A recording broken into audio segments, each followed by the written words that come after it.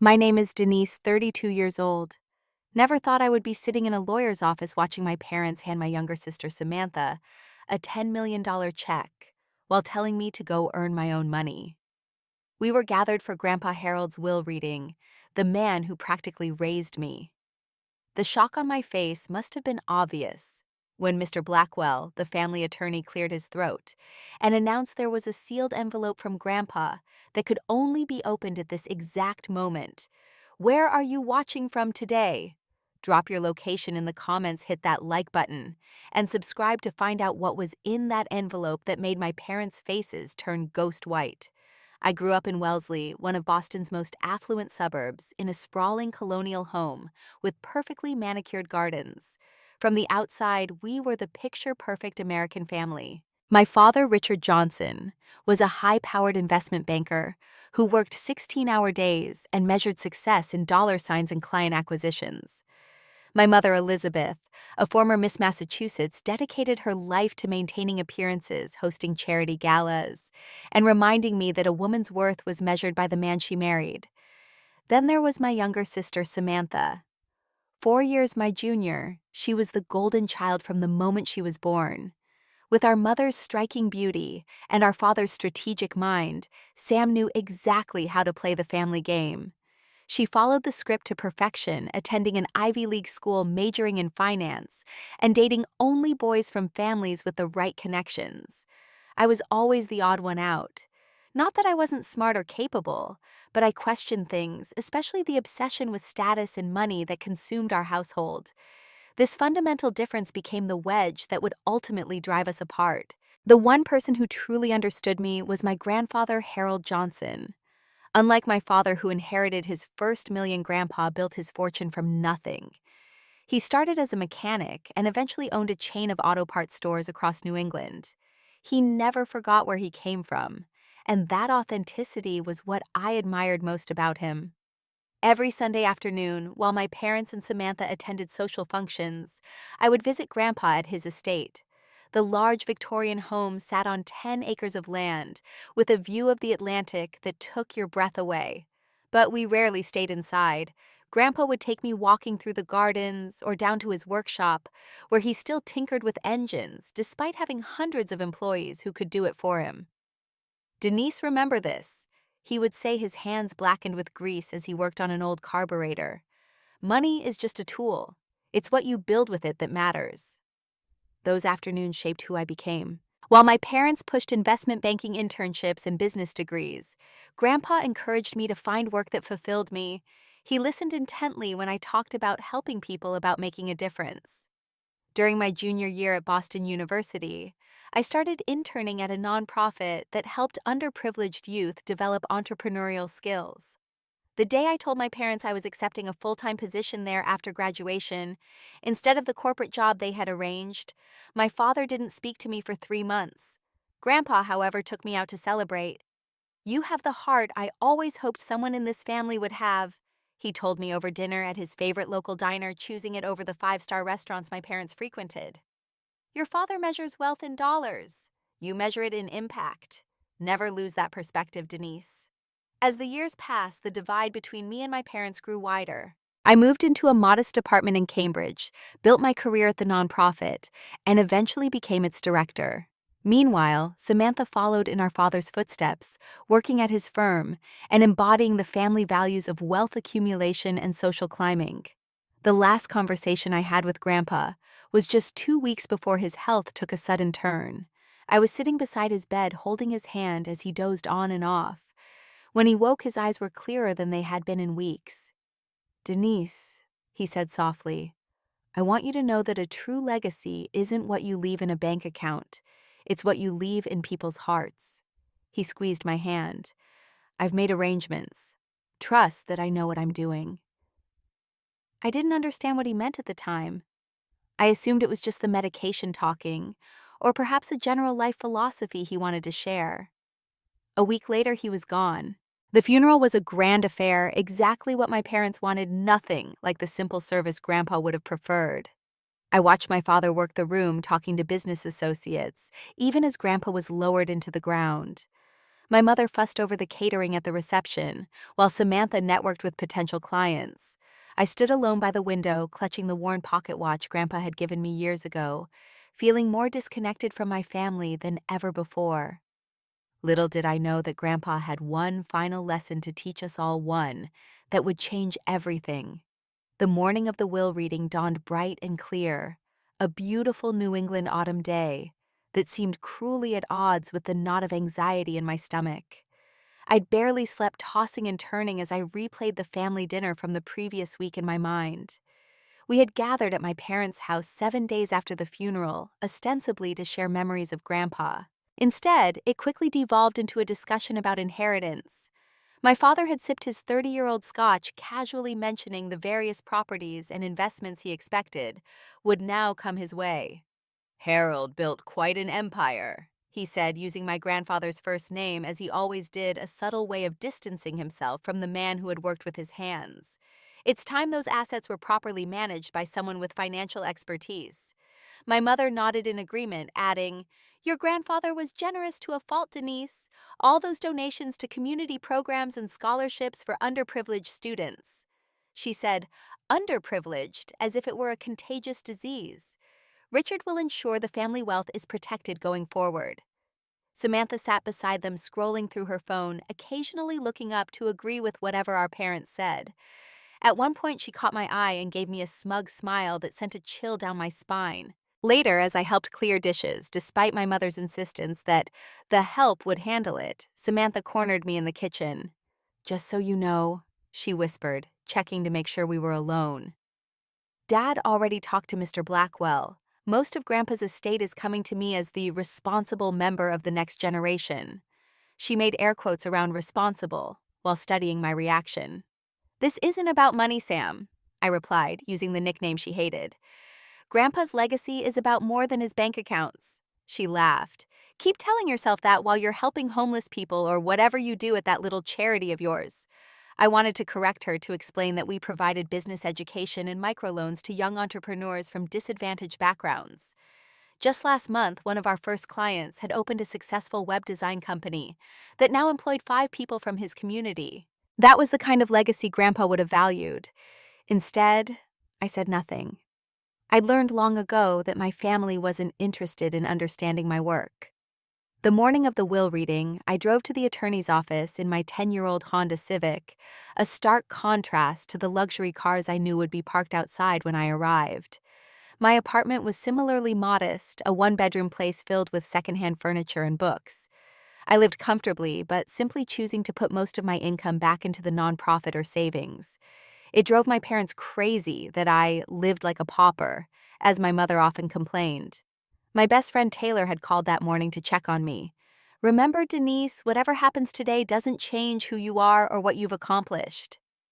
Taylor had been my roommate in college and had seen firsthand how my family treated me. She was one of the few people who understood why I maintained any contact with them at all. "Family is complicated," she often said, "even when they're toxic." Pulling into the parking lot of Blackwell and Associates, my suspicions were confirmed. My father's sleek black Mercedes and Samantha's brand new Audi convertible were already there, parked side by side near the entrance. I took a deep breath, steeling myself for what was to come. Inside, the receptionist directed me to the conference room where my family was already seated. My mother was wearing a designer black dress that probably cost more than my monthly rent, while my father and Samantha were engaged in conversation about the bull market.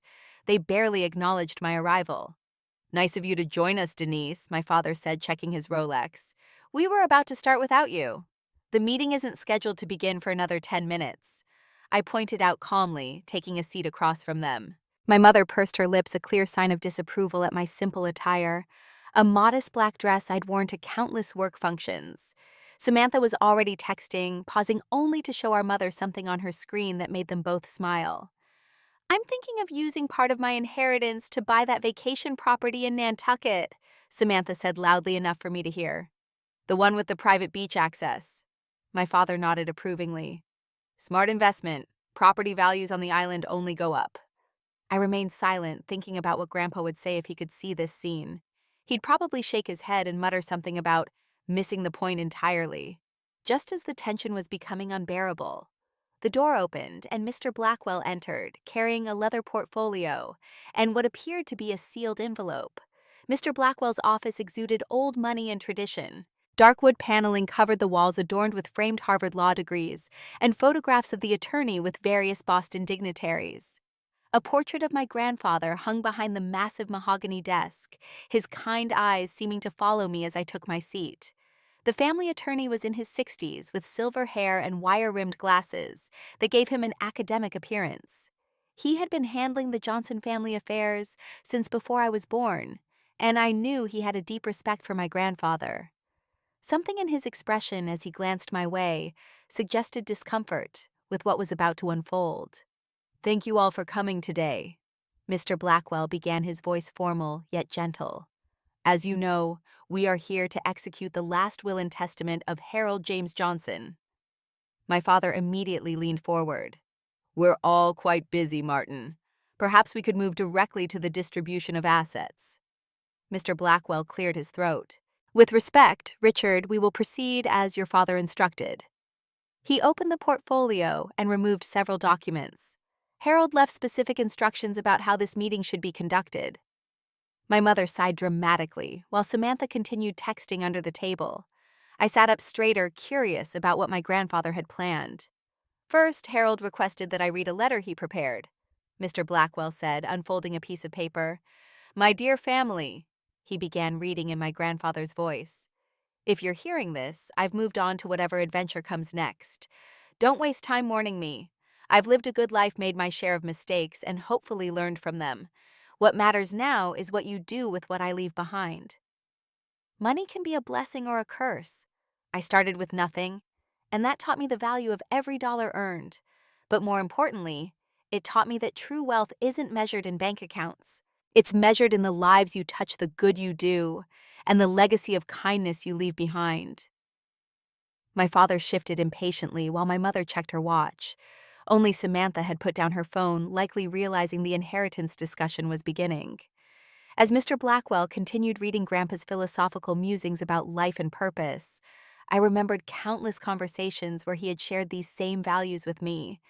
I had taken them to heart, shaping my career and life choices around the belief that making a difference was more important than making money. My family, however, had always dismissed these ideas as the sentimental ramblings of a man who didn't understand modern business realities.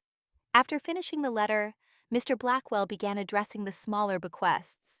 Grandpa's longtime housekeeper received a generous pension. His gardener of 20 years got the guest house on the estate property. Various cousins and distant relatives received modest financial gifts. With each announcement, my father's jaw tightened. These were all funds he clearly believed should stay within the immediate family. When Mr. Blackwell mentioned that a significant donation had been made to the local community college for scholarships, my father couldn't contain himself. "This is ridiculous. Dad had no financial advisor overseeing these decisions. He's giving away family money to strangers." "Your father was of sound mind when he made these arrangements," Mr. Blackwell replied firmly, "and quite capable of managing his own affairs." I remained quiet, but inside I was battling a growing storm of emotions. Throughout my life, I had stood up to my parents about many things, defending my career choice, my modest lifestyle, and my values. Each time I was met with disapproval, criticism, and occasionally outright hostility. Yet I persisted, believing that staying true to myself was worth the conflict. Samantha had made different choices. From childhood, she had aligned herself with our parents' values, seeking their approval in everything she did. It had paid off in terms of their affection and support, but I often wondered if she ever questioned the script she was following. The tension in the room grew as Mr. Blackwell approached the main subject of the will. My palms were sweating, not because I expected a large inheritance, but because I dreaded the family dynamics that would follow. Now, regarding the primary estate, including the main residence investment portfolio's business holdings and remaining liquid assets, Mr. Blackwell adjusted his glasses, his expression unreadable. My father smiled confidently, while Samantha sat up straighter. My mother reached over to pat Samantha's hand reassuringly. "Harold has directed that the sum of $10 million be given directly to Samantha Johnson with no restrictions." There it was, exactly as they had planned and expected. My father's face lit up with triumph while my mother squeezed Samantha's arm. Samantha herself immediately reached for her phone, presumably to share the news with her friends. Mr. Blackwell slid a document across the table, along with a check that made my sister gasp with delight. 10 million, Samantha exclaimed, staring at the check as if it might disappear. That's even more than we thought. My father nodded appreciatively. Harold always did know how to invest wisely. He turned to me with a cold smile that didn't reach his eyes. It seems your grandfather recognized who would be the responsible steward of the family fortune. The blow was calculated and precise. I felt a sharp pain in my chest but maintained my composure. This wasn't about the money, I reminded myself. This was about my family, once again making it clear where I stood in their estimation. What happened next, however, I was entirely unprepared for. The triumphant expressions on my family's faces were almost theatrical. My father leaned back in his chair, the picture of satisfaction, while my mother beamed at Samantha with undisguised pride. Samantha herself was already scrolling through her phone, presumably looking at luxury purchases she had been planning for this very moment. I think we can all agree that your grandfather made the right choice, my father said, turning to me with a smug smile. Now, Denise, it's time you grew up and earned your own money like a responsible adult. Perhaps this will motivate you to finally get a real job instead of playing charity worker. The deliberate cruelty of his words in this formal setting made them even more cutting. Mr. Blackwell looked uncomfortable, shuffling papers and avoiding eye contact. My mother chimed in, her voice dripping with false sympathy. Darling, perhaps this is the push you needed. You're 32 now. It's time to stop with these youthful, idealistic phases and join the real world. Samantha was smart enough to follow your father's path, and now she's being rewarded. Samantha barely looked up from her phone, where I could see she was browsing luxury car websites. I'm thinking the new Porsche Cayenne, she murmured to my mother. Then, glancing at me with practiced concern, she added, I could loan you some money if you need it, Denise. Maybe for a professional wardrobe so you can interview at real companies. I gripped the arms of my chair, fighting to maintain my composure. The public humiliation was clearly designed to break me, to force me back into the family mold. For a moment, I felt like that insecure little girl again, desperate for my parents' approval. But somewhere inside, a stronger voice reminded me of who I had become, of the lives I had helped change through my work, and of my grandfather's faith in me. I would not give them the satisfaction of seeing me cry. I'm perfectly happy with my choices, I replied evenly.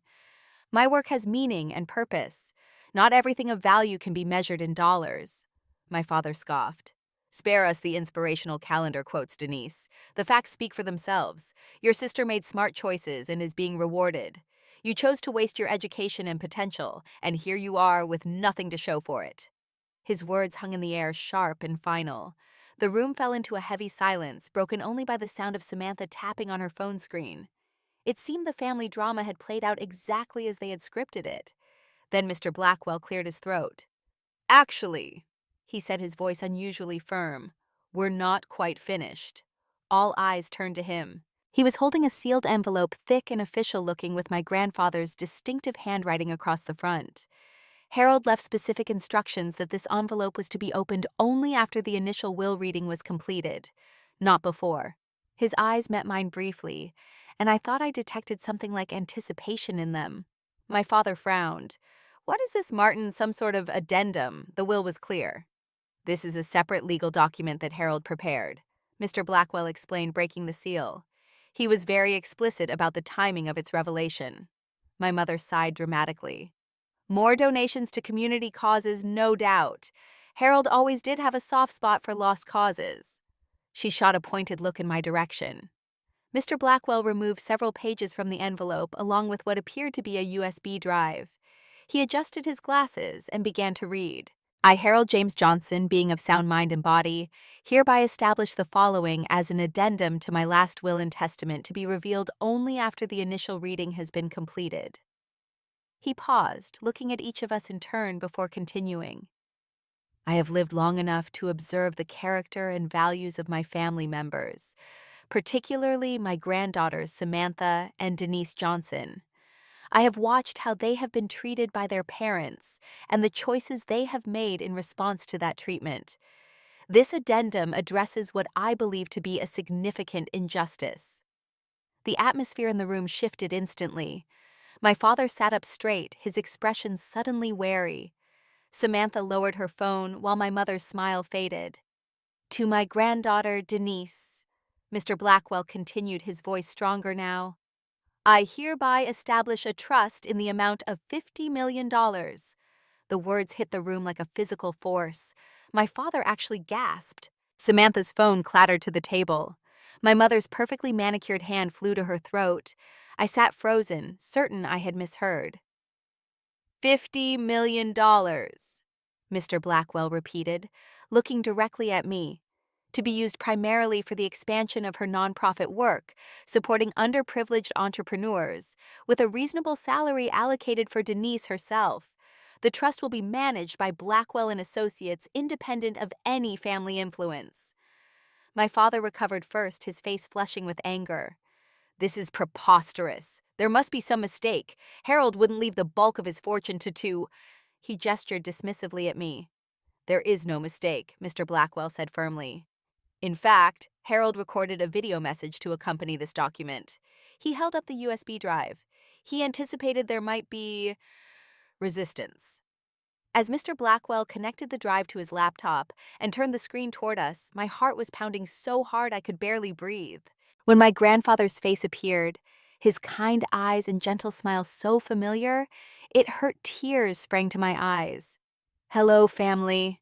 Grandpa began, looking remarkably clear-eyed and determined. If you're watching this, then Martin has just revealed my true intentions regarding my estate. I imagine there's quite a commotion happening right about now. Despite everything, I couldn't help but smile. Grandpa always did have a flair for the dramatic. Richard, Elizabeth, I know you're upset. You raised Samantha to follow in your footsteps, to value money and status above all else, and you've been rewarded with her obedience. You pushed Denise away for daring to have different values, for choosing purpose over profit. You thought I shared your disappointment in her choices. You were wrong. My father's face had gone from red to white. My mother looked as if she might faint. Denise, Grandpa continued, his eyes seeming to look right at me. I've watched you stay true to yourself despite constant pressure to conform. I've seen the lives you've changed through your work. You understand what I learned late in life, that wealth is meaningless if not used to make a positive difference. This trust is not just a reward for your integrity. It's an investment in the vision we share. Tears were flowing freely down my face now. All those Sunday afternoons, those conversations about purpose and impact, he had been preparing me for this moment. Samantha, Grandpa's tone softened slightly. Your $10 million is given freely without restrictions. What you do with it will reveal your character. I hope you might learn from your sister's example, but that choice is yours to make. He leaned closer to the camera. And to Richard and Elizabeth, I say this, you measured success by all the wrong metrics. I built my fortune from nothing, not to create a dynasty of wealth hoarders, but to make a difference. Denise is my true legacy, not my bank accounts. As the video ended, the silence in the room was absolute. Then my father exploded. This is outrageous. He wasn't in his right mind. We'll contest this immediately. Mr. Blackwell looked unfazed. You're welcome to try, Richard, but Harold went to extraordinary lengths to ensure this would hold up to any legal challenge. He underwent multiple cognitive evaluations before signing these documents.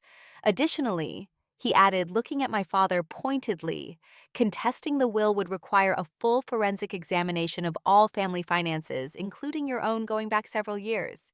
Harold was quite thorough in his preparations. The implication was clear. My father's financial dealings might not withstand such scrutiny.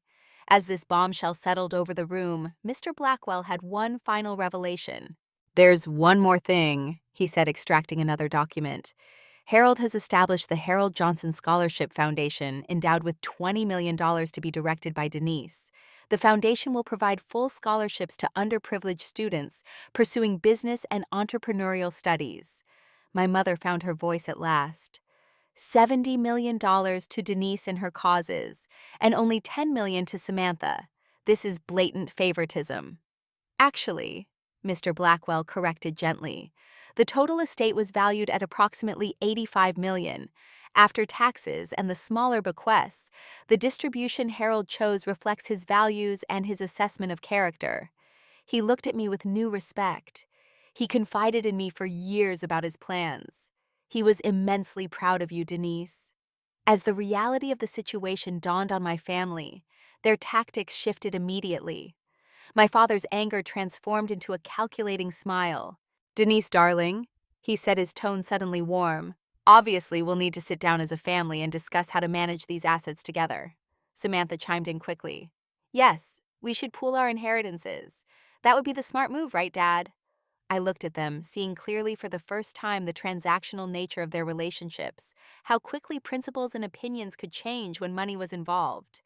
And in that moment, I found a strength I didn't know I possessed. "No," I said simply. "Grandpa trusted me with this responsibility, and I intend to honor his wishes exactly as he stated them." My father's face hardened again. "You've always been stubborn, Denise. But this is different. This is family money." "No," I corrected him, rising from my chair. "This is Grandpa's money, and he decided how it should be used. His wishes will be respected." As I gathered my purse preparing to leave, Samantha made one last attempt. "You can't just walk away. We're family. We should stick together." Looking at the sister who had participated in my humiliation just minutes earlier, I replied, "Family isn't just a word you can use when it's convenient, Sam. It's something you build through love, respect, and support. Something I never really had from any of you." With that, I turned to Mr. Blackwell. "Thank you for everything. I'd like to schedule a meeting to discuss the trust and foundation as soon as possible." As I walked out of the office, head held high, I felt as though a weight had been lifted. Grandpa had given me more than money. He had given me freedom from seeking the approval I would never receive, and the resources to make a real difference in the world. The bright sunlight outside the attorney's office felt symbolic, like stepping into a new chapter of my life. I had barely made it to my car when I heard footsteps hurrying behind me.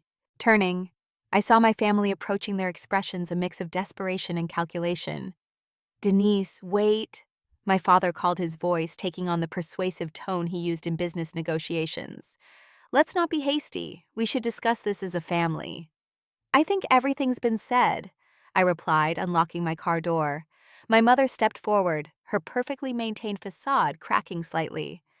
"Darling, you have to understand our position. Your father has managed the family finances for decades. He has the expertise to handle this kind of money." Samantha nodded eagerly. "We could triple these funds with Dad's investment strategies. It makes sense to work together." I looked at them, really looked at them perhaps for the first time without the desperate need for their approval clouding my vision. That's not what Grandpa wanted. He was very clear about his intentions. "Harold was an old man with outdated ideas about business," my father scoffed. "He made his money in a different era. Today's markets require sophisticated management." "Grandpa updated his investment portfolio quarterly and had a better return rate than your firm for the last 5 years," I replied, repeating information Grandpa had shared with me. My father's surprised expression confirmed it was true. He knew exactly what he was doing with his money and with his will.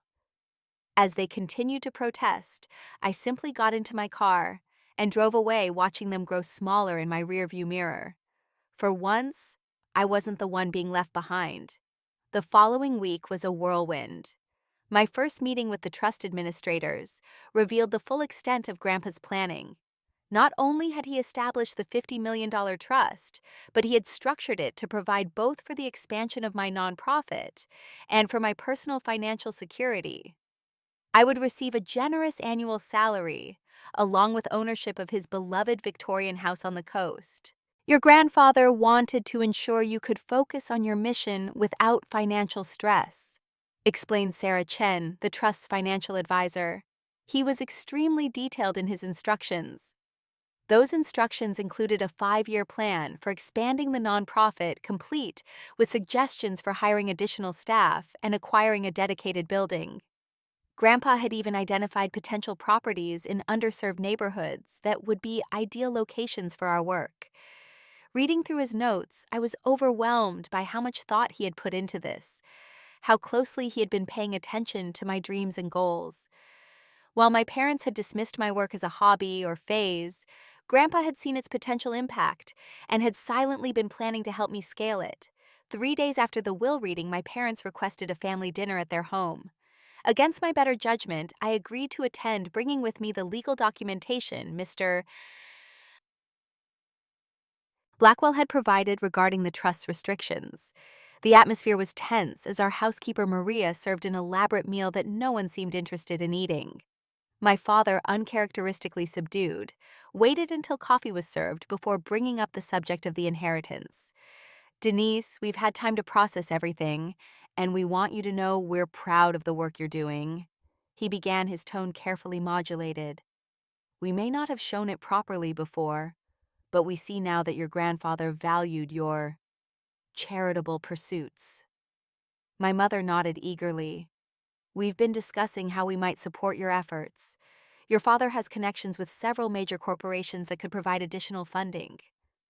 I couldn't help but notice that neither of them had apologized for their behavior at the will reading, or for years of dismissing my choices. This wasn't about reconciliation. It was about access to the funds. Thank you, I said simply. But the trust is structured specifically to maintain independence from corporate influence. Grandpa was clear about that. My father's facade cracked slightly. That's absurd. Corporate partnerships are essential for growth. Not for the type of work we do, I explained. Our mission is to help people build sustainable businesses that serve their communities, not to create dependencies on corporate funding that can be withdrawn. As the conversation continued, it became increasingly clear that my parents had no interest in understanding my work or respecting Grandpa's wishes. They saw the trust as family money that I was somehow withholding from proper management, namely theirs. Samantha, unusually quiet throughout dinner, finally spoke up. So, you're really not going to share any of it? Not even with your sister? I looked at her, remembering how quickly she had flashed her $10 million check to friends, how she had participated in my humiliation, and how she had never once stood up for me during our childhood. The trust isn't mine to share, Sam. It's dedicated to specific purposes that Grandpa believed in. As for your inheritance, I hope you use it wisely. The evening ended with my father barely containing his anger, and my mother making thinly veiled comments about ungrateful children. As I prepared to leave, I made a detour to my childhood bedroom, which remained unchanged since my high school days.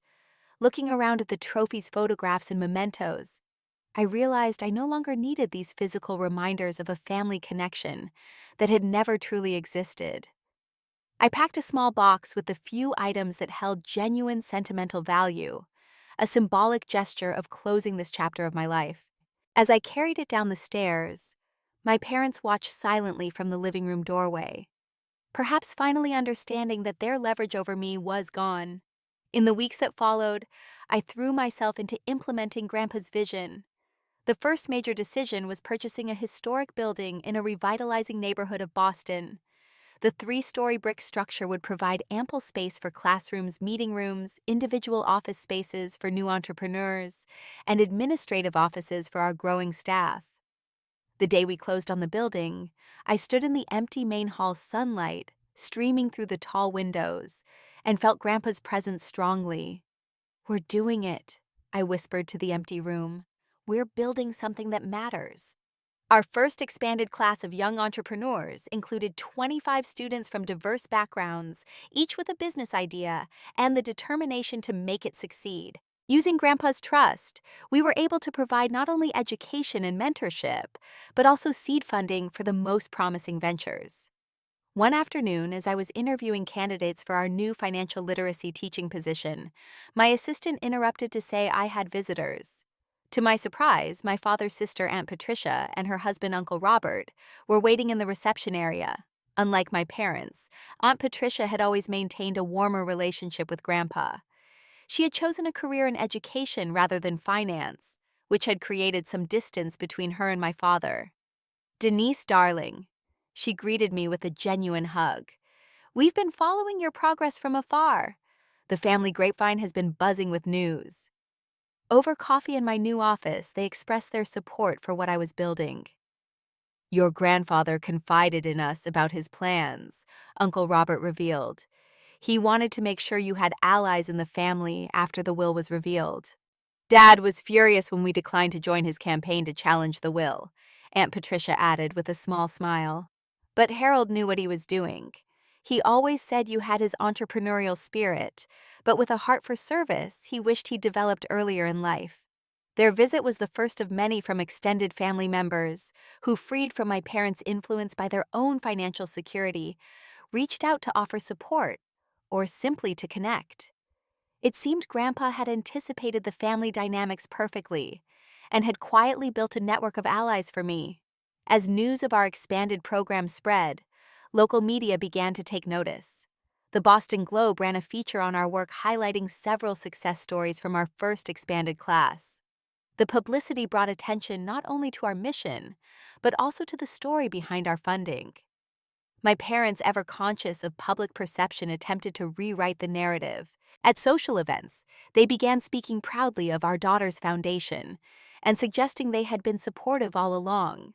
When reporters sought comments, my mother would say things like, "We always knew Denise had a special calling, rewriting history with breathtaking audacity."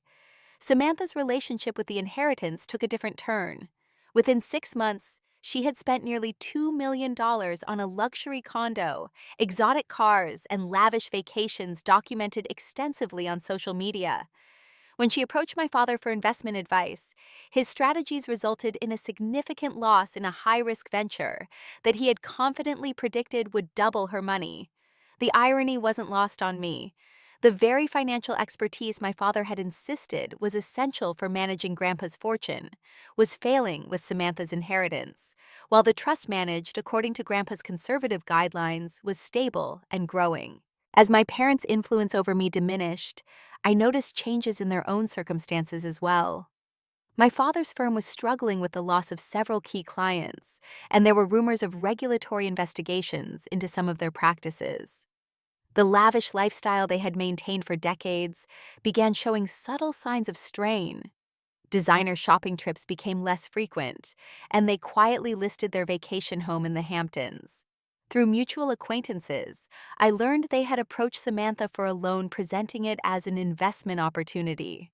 When she hesitated, reminding them of her dwindling funds, the family dynamic shifted yet again, with my sister finding herself on the receiving end of the same cold disappointment I had experienced for years. One evening, Samantha called me something she hadn't done since the will reading. Her voice lacked its usual confidence as she asked if we could meet. The next day, at a quiet cafe near my office, I barely recognized the subdued woman sitting at the corner table. "I'm down to less than half of my inheritance," she confessed after minimal small talk. "Dad's investment advice has been disastrous, and I've spent way too much on things I didn't need." I listened without judgment as she described the mounting pressure from our parents to support them financially as their own situation deteriorated. "They always told me that following their path was the way to success," she said, staring into her coffee cup. "But I'm watching what you're building, and for the first time, I'm questioning everything they taught us." It wasn't an apology for her past behavior, but it was perhaps the first genuine conversation we'd had as adults. By the end of our meeting, I had offered her something more valuable than a loan, a chance to volunteer with our program and learn about meaningful work firsthand. "I can't promise it will fix everything," I told her, "but it might help you find a better perspective on what to do with the resources you have left." Whether she would take that offer remained to be seen, but the fact that she was questioning the values she had been raised with was a start. As the first year after Grandpa's passing drew to a close, I found myself driving to the cemetery on a crisp autumn day, very much like the one when we had laid him to rest. Sitting beside his grave, I told him about everything we had accomplished, the lives that had been changed, and the legacy that was growing in his name. "You saw what I couldn't see," I said softly. "You knew I needed to be free from seeking their approval to fully become who I was meant to be." The following week, we held the official opening ceremony for the Harold Johnson Entrepreneurship Center. The renovated building was filled with students, staff successful graduates of our program, community partners, and members of the extended family who had chosen to support our mission. My parents and Samantha had been invited out of courtesy, though I was surprised when all three actually attended. They stood awkwardly at the edge of the gathering, observing with complex expressions the world I had built without them. As I gave the opening address, sharing stories of Grandpa's influence and the vision we were bringing to life, I noticed my father listening with unusual intensity. For a moment, our eyes met across the room, and I saw something I had never expected: a flicker of genuine respect. It wasn't reconciliation, not yet, and maybe not ever. Too much damage had been done over too many years for easy forgiveness. But it was an acknowledgement, however small, that the path I had chosen had merit they had been unable to see. After the ceremony, as guests enjoyed refreshments and tours of the facility, Samantha approached me tentatively. "I'd like to take you up on that volunteer opportunity," she said quietly. "I need to figure out who I am outside of their expectations." It was a small step, but a significant one. Perhaps Grandpa's final lesson was reaching more of the family than I had anticipated. Later that evening, alone in the Victorian house that had been his home and was now mine, I sat in his favorite chair overlooking the ocean and reflected on the journey of the past year. The pain of family rejection had not disappeared entirely, but it had transformed into something else: a quiet strength born of staying true to my values even when it was hardest. The wealth Grandpa had left me was significant, but his true legacy was in showing me that integrity and purpose were the real measures of a successful life. In choosing me as the steward of his fortune, he had not just given me resources, he had given me permission to fully become the person I was meant to be. 1 year has turned into 3, and the changes in all our lives have been profound. The Harold Johnson Entrepreneurship Center now operates in 3 locations across Massachusetts, with plans for expansion into neighboring states. We've helped launch over 200 small businesses, creating jobs and revitalizing communities that had been economically depressed for decades. The healing journey hasn't been easy. The initial pain of my family's rejection ran deep, leaving wounds that required professional help to address. Weekly therapy sessions became my sanctuary, a place to process the complex emotions of grief, vindication, anger, and eventually peace. Family trauma doesn't disappear overnight, even with financial security, my therapist, Dr. Winters, reminded me. Give yourself permission to feel everything, including the complicated grief of losing relationships that never fully existed the way you needed them to. Those sessions helped me recognize patterns I had carried from childhood, particularly the tendency to seek validation from people who were incapable of giving it. As I worked through these issues, I found myself forming authentic friendships with people who appreciated me for who I was, not what I could provide or represent. My executive team became something of a chosen family, particularly Jasmine Rodriguez, our curriculum director, and Marcus Washington, who headed our microfinance division. Both came from backgrounds similar to our clients, and both understood the mission on a personal level. Our weekly strategy meetings often evolved into dinner gatherings where we shared not just professional ideas, but personal stories and support. Surprisingly, Samantha has become part of this extended circle. Her volunteer work gradually transitioned into a paid position heading our financial literacy program. The remaining funds from her inheritance were invested in a scholarship fund for female entrepreneurs, her own way of creating meaning from what had initially been viewed as merely a windfall. "I was raised to see money as the end goal," she confided during a rare heart-to-heart conversation. "Watching you, I've learned it's really just a tool to create the life and impact you want." Our relationship has slowly healed, though certain topics remain sensitive. We are not the close sisters we might have been in a different family, but we have found a mutual respect that feels like a victory given our history. My parents' situation continued to deteriorate financially and socially. About 18 months after Grandpa's passing, my father's firm came under federal investigation for irregularities in their investment practices. The legal fees alone depleted much of their savings, and the resulting scandal cost them their standing in the social circles they had once dominated. In a twist that would have seemed unimaginable before they reached out to me for help, not with humility or acknowledgement of past wrongs, but with the expectation that family obligation would compel me to rescue them. "We're prepared to put the past behind us," my father said during an uncomfortable meeting in my office. "Families should support each other in difficult times." It was the same language they had used when trying to access Grandpa's trust funds, now repurposed for their current needs. The irony wasn't lost on me. "I won't give you money," I told them calmly, "but I can offer you something more valuable: help in rebuilding ethically." I connected them with legal counsel who specialized in rehabilitation cases and offered my father a consulting position reviewing business plans for our advanced entrepreneurs. It wasn't the financial bailout they wanted, but it was a chance to contribute meaningfully while maintaining their dignity. To my surprise, after initial resistance, my father accepted. The man who appears at our center twice a week offering insights from decades of business experience is different from the father I knew growing up. More subdued, certainly, but also more thoughtful. Whether this represents true change or simply adaptation to circumstances remains to be seen, but it has created space for a different kind of relationship to potentially develop.